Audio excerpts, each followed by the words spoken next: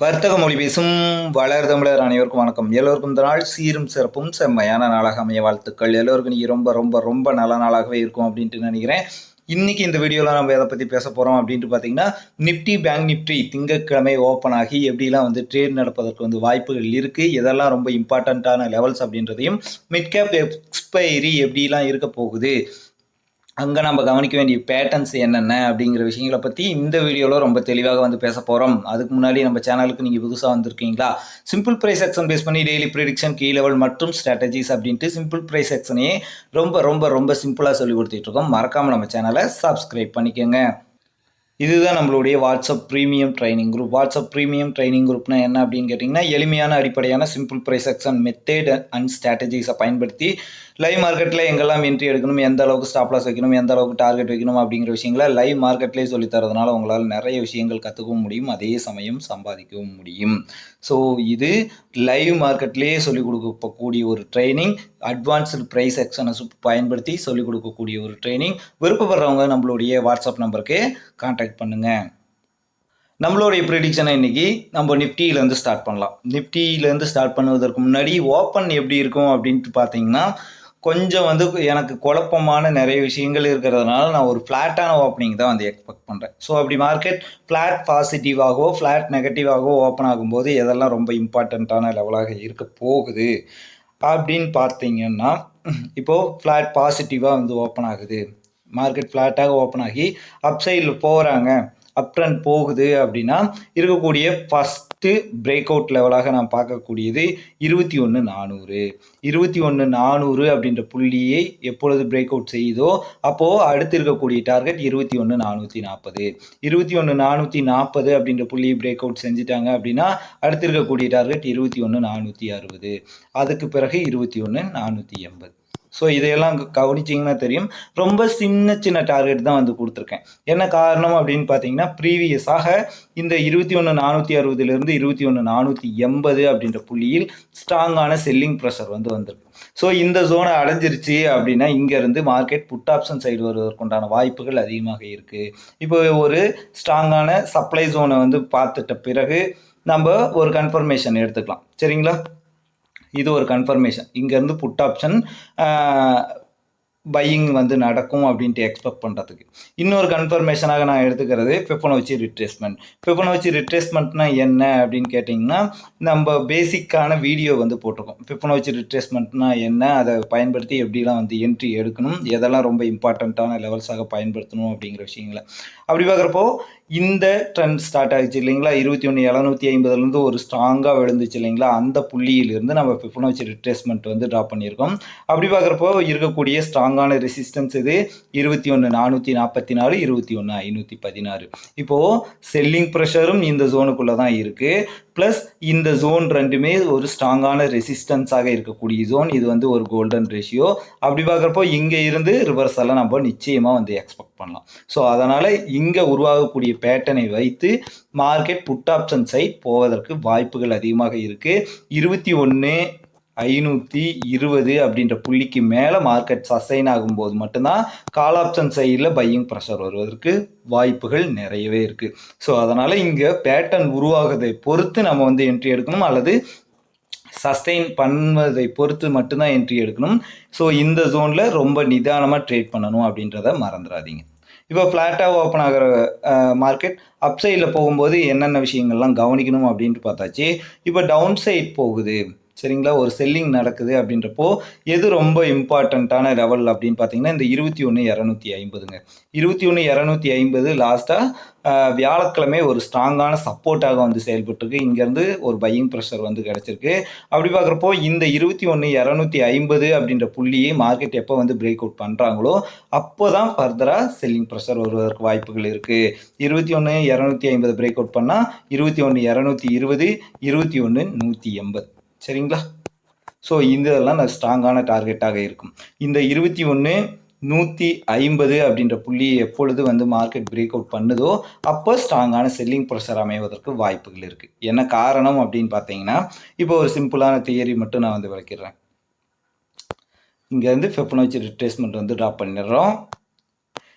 இது impulsive wave, இது corrective wave. அப்படி கரெக்டிவ் வேவ் வந்து 50% ரிட்ரேஸ்மெண்ட்டை எடுத்துருச்சு. 50% ரிட்ரேஸ்மெண்ட்டை எடுத்த பிறகு மார்க்கெட் தனது இம்பல்சிவ் வேவை தொடர்வதற்கு வாய்ப்புகள் அதிகமாக இருக்கு. அதுக்கு நமக்கு இருக்கக்கூடிய புள்ளி 21,150. அப்படி பார்க்குறப்போ இம்பல்சிவ் வேவ் தனது கரெக்ஷனை 50% நிறைவேற்றிய பிறகு இம்பல்சிவ் வேவை தொடரும் அப்படின்ற தியரியின் படி மார்க்கெட் தொடர்ந்து கண்டினியூவாக இந்த புள்ளியை எப்பொழுது பிரேக் டவுன் பண்ணுறாங்களோ அப்போ தான் ஃபர்தரான ஒரு ஸ்ட்ராங்கான செல்லிங் நடப்பதற்கு வாய்ப்புகள் ரொம்ப அதிகம்.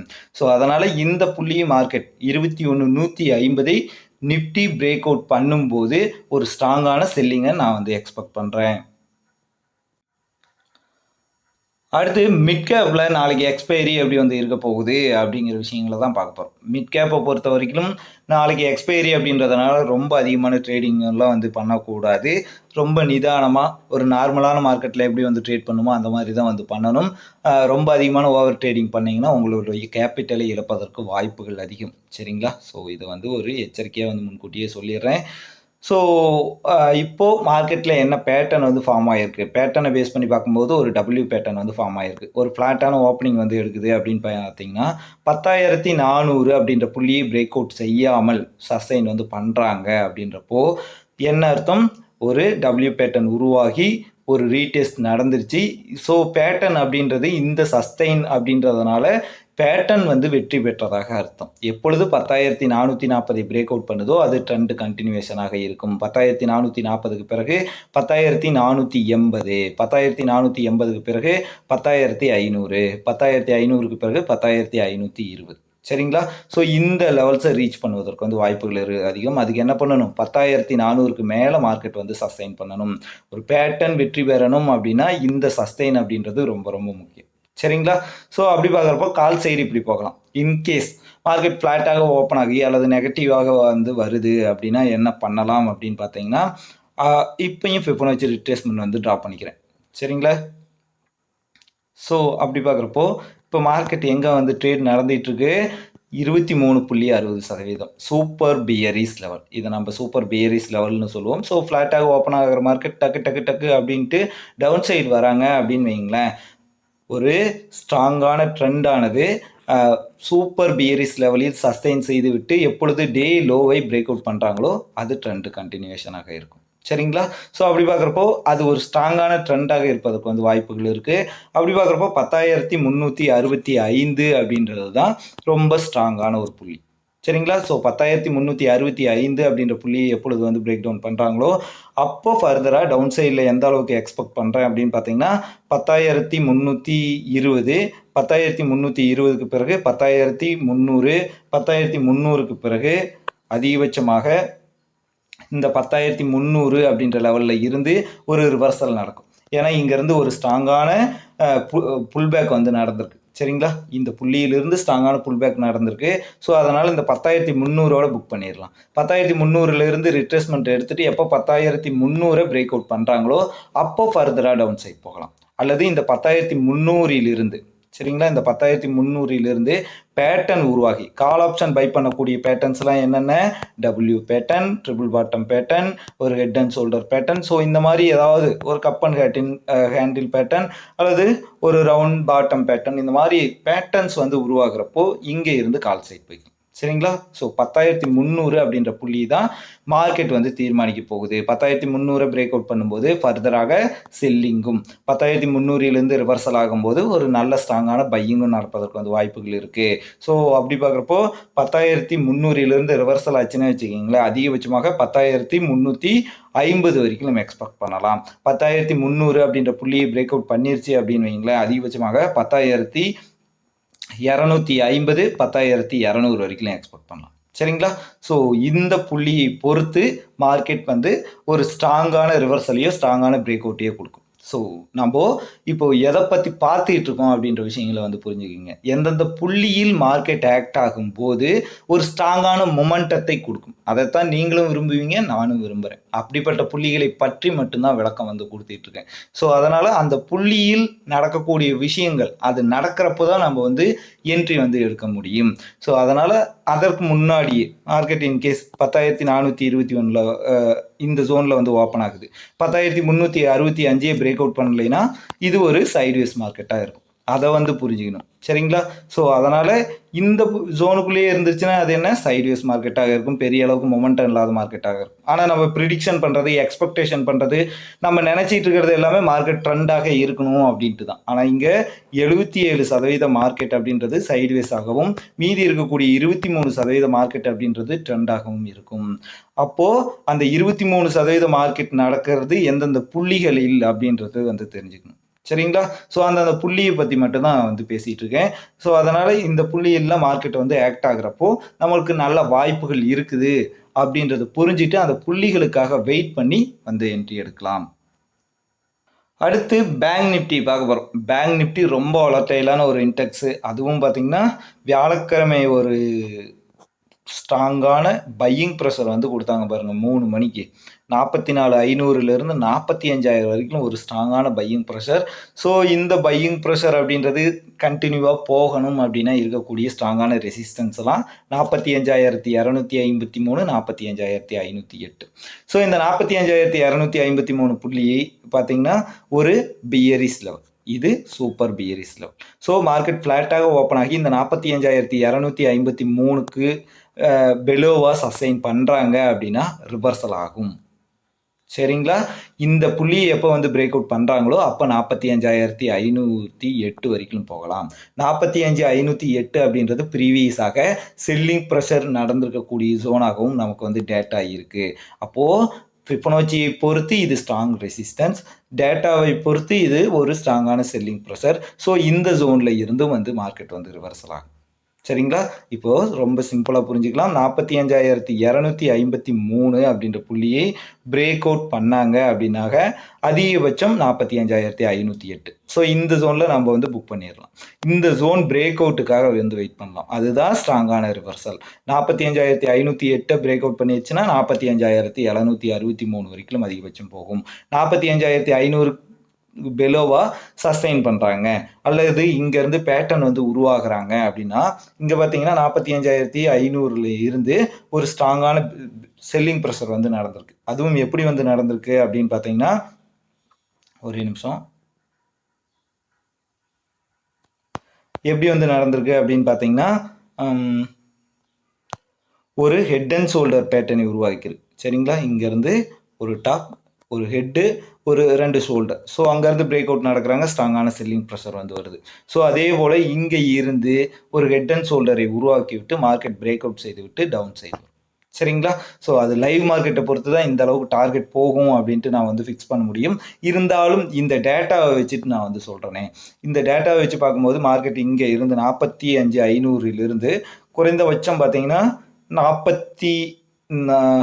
45,000 வரைக்கும் வந்து வச்சுருக்காங்க. ஸோ அப்படி பார்க்குறப்போ இங்கே இருந்து ரிவர்சல் ஆகக்கூடிய மார்க்கெட் குறைந்தபட்சம் ஒரு 500 புள்ளிகளாவது வந்து ரிவர்சல் நடக்கும். அப்போது 45,500 ஃபஸ்ட் டார்கெட் 45,250, 45,250 பிரேக் அவுட் பண்ணிட்டாங்கன்னா 45,150, அதுக்கு பிறகு 45,000 வரைக்கும் எக்ஸ்பெக்ட் பண்ணலாம். என்ன காரணம் அப்படின்னு கேட்டீங்க அப்படின்னு பார்த்தீங்கன்னா, ஏன் ரொம்ப 500 புள்ளிகள் இங்கே சரிஞ்சிருச்சுல்ல, 500 பாயிண்ட் நம்ம வந்து டார்கெட் வந்து கொடுத்துட்டு அப்படியே வந்து ஹோல்டு பண்ணலாமே அப்படின்னு கேட்டிங்கன்னா அதுதான் தவறு. ஒவ்வொரு டார்கெட்டையும் நம்ம வந்து ப்ரீவியஸாக புக் பண்ண பழகணும். அந்த டார்கெட்டை வந்து மார்க்கெட் ரீச் பண்ணுதா, இந்த டார்கெட்டை பிரேக் அவுட் பண்ணுமா அப்படின்ட்டு யோசிச்சுட்டு இருக்கிறத விட நம்ம கையில் ப்ராஃபிட் இருக்கிறப்பயே புக் பண்ணிடுறது ரொம்ப ரொம்ப நல்லது. மார்க்கெட்டில் நீங்கள் ப்ராஃபிட்டுன்னு எடுக்கிறது எல்லாமே நீங்கள் லாஸ் பண்ணாமல் இருக்கிறது தான். ஸோ அப்படி லாஸ் பண்ணாமல் இருக்கிறதுக்கு ஃபஸ்ட்டு பழகிட்டோம் அப்படின்னு வைங்களேன், ப்ராஃபிட் அப்படின்றது ஆட்டோமேட்டிக்காக இன்க்ரீஸ் ஆகும். சரிங்களா? ஸோ அதனால் அடுத்தடுத்து வரக்கூடிய டார்கெட்லேயே புக் பண்ணிடுங்க. புக் பண்ணிவிட்டு அடுத்தடுத்து வரக்கூடியது பேப்பர் ட்ரேடிங் பண்ணி பழகுங்க அல்லது ஜஸ்ட் வாட்ச் பண்ணுங்கள். உங்களுக்கு நேரம் இருக்கப்போ உங்களுடைய டேட்டா விஷயம் லெவல்ஸையும் வச்சு மார்க்கெட் எப்படி ஆக்ட் ஆகியிருக்கு, இந்த புள்ளியில் இப்படிலாம் ஆக்ட் ஆகியிருக்கு, இந்த பேட்டர்ன் உருவாகும் போது இதெல்லாம் நடந்திருக்கு அப்படின்றத ஜஸ்ட்டு வந்து ஒரு அனாலிசிஸ் பண்ணி ஸ்டார்ட் பண்ணுங்கள். சரிங்களா? ஸோ நீங்கள் கற்றுக்காத வர மார்க்கெட் உங்களுக்கு வந்து சம்பாதிச்சு கொடுக்காது. ஸோ அதனால் நீங்கள் கற்றுக்கிறதுக்கு ஸ்டார்ட் பண்ணுங்கள். இப்போது ஃப்ளாட்டாக ஓப்பன் ஆகி பாசிட்டிவாக போகும்போது இதெல்லாம் நடக்கும். இன்கேஸ் நெகட்டிவாக வருது, ஃப்ளாட்டாக ஓப்பன் ஆகுது அல்லது நெகட்டிவ் ஓப்பனிங் கொடுக்குறாங்க அப்படின்றப்போ என்ன பண்ணலாம் அப்படின்னு பார்த்தீங்கன்னா, நேற்றைய டே லோவிலிருந்து நேற்றைய ஹை வரை வந்து நான் ட்ராப் பண்ணிக்கிறேன். ஃபிபோனச்சி ரிட்ரேஸ்மெண்ட் ஒரு ஸ்ட்ராங்கான பையிங் ப்ரெஷர் வந்து நடந்திருக்கு. அப்படி பார்க்குறப்போ இருக்கக்கூடிய ஒரே ஒரு புள்ளி 44,702. இந்த 44,702, 44,787, 44,871. ஸோ இந்த ஜோனில் எல்லாம் மார்க்கெட் வந்து ரிவர்சல் எடுப்பதற்கு வந்து வாய்ப்புகள் இருக்குது. சரிங்களா? ஸோ இந்த ஜோன்ல எல்லாம் பேட்டர்னை உருவாக்கிவிட்டு மார்க்கெட் வந்து கால் சைட் போகலாம். எப்பொழுது 44,702 அப்படின்ற புள்ளியை பிரேக் டவுன் பண்ணுறாங்களோ அப்போ தான் ஃபர்தராக டவுன் சைடு வரும். 44,700 அப்படின்ற புள்ளியை பிரேக் அவுட் பண்ணிட்டாங்க அப்படின்னா அடுத்து இருக்கக்கூடிய டார்கெட் 44,500. கடைசி டார்கெட் 44,430. 44,430 அப்படின்றது ஒரு ஸ்ட்ராங்கான சப்போர்ட்டாக வந்து இருந்திருக்கு. சரிங்களா? ஸோ இந்த 44,430 நம்ம மிட் கேப்பில் பார்த்தது மாதிரியே 44,430 பேட்டர்ன்களை உருவாக்கும் போது ரிவர்சலாகவும் 44,430 அப்படின்ற புள்ளியை பிரேக் அவுட் செய்யும் போது புட் ஆப்ஷன் சைடும் செல்லிங்கும் நடக்கும். சரிங்களா? ஸோ இங்கே கால் ஆப்ஷனுக்கும் வாய்ப்புகள் இருக்குது, புட் ஆப்ஷனுக்கும் வந்து வாய்ப்புகள் இருக்குது. இன்கேஸ் மார்க்கெட் இந்த புள்ளியை ரீச் பண்ணுது நாளைக்கு அப்படின்றப்போ இந்த ரெண்டு விஷயங்களையும் கவனிங்க. 44,430 ரிவர்சல் ஆகுது அப்படின்னா 44,700 அந்த லெவல் வரைக்கும் ரீச் ஆகும். 44,430 அப்படின்ற புள்ளியை பிரேக் டவுன் பண்ணுறாங்க அப்படின்னாங்க அதிகபட்சமாக 44,200, 44,000 வரைக்கும் போகும். பட் இந்த புள்ளியில் பிரேக் அவுட் வந்து நடக்கும். சரிங்களா? ஸோ அதை பொறுத்து தான் மார்க்கெட் வந்து மொமெண்டம் கொடுக்கும்.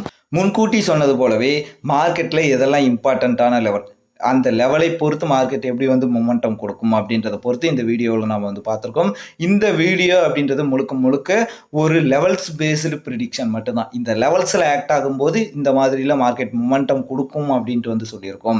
ஸோ மார்க்கெட்டில் ஒரு மேஜரான பேட்டர்ன் உருவாகும் போது இது நடக்கும் அப்படின்ட்டு நம்ம வந்து ப்ரிடிக்ஷன் கொடுப்போம். ஆனால் மார்க்கெட்டில் அந்த மாதிரி எதுவும் பேட்டர்ன்ஸோ ஒரு ஸ்ட்ராங்கான கன்ஃபர்மேஷன் இருக்கக்கூடிய விஷயங்கள் எதுவுமே நமக்கு இப்போதைக்கு இல்லை. சரிங்களா? ஸோ அதனால் இந்த ப்ரிடிக்ஷன் அப்படின்றது லெவல்ஸ் பேஸ்டு ப்ரிடிக்ஷனாக இருந்தாலும் இது உங்களுடைய ஃபியூச்சருக்கு ரொம்ப ரொம்ப ரொம்ப யூஸ்ஃபுல்லாக இருக்கும் அப்படின்ற நம்பிக்கையோட நான் இன்னைக்கு இந்த வீடியோவை முடிச்சுக்கிறேன். வலியது வாழும். நன்றி.